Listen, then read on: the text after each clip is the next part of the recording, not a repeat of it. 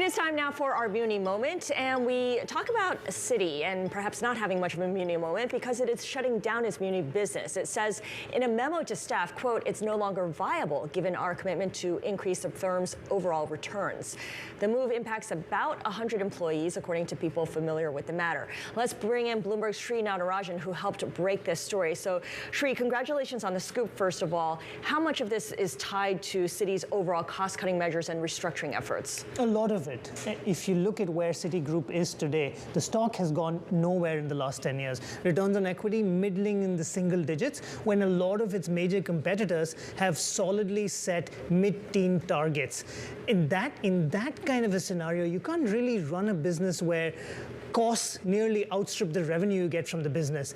And Texas, which is such a big player in the Muni market, has frozen Citi out of that business.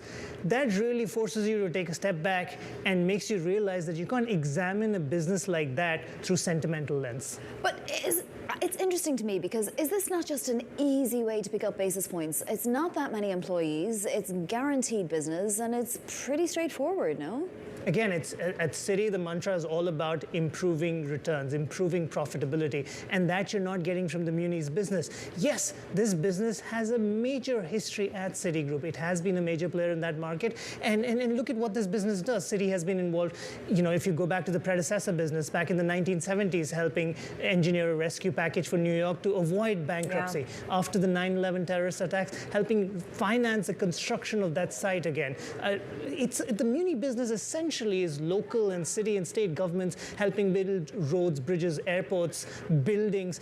At the end of the day, it is a connective tissue to the American public. So that gives you a reason why you want to stay in that business. But when there is an overall pressure on everything you're doing and you're laser focused on how to improve returns, it's hard to see how you can justify holding on to a business like the Muni finance business. So this sounds like it's more of a Citi-specific issue and less of an industry issue. But do we get any sense that any of Citi's rivals are looking to similarly reduce their footprint in Muni? It's a Citi-specific issue because the pressures are most acute at Citi. Mm-hmm. That doesn't mean some of the other players are necessarily saying, you know what, this business is a great bang for the buck. This is a high-performing business, and we will stick with it through thick and thin.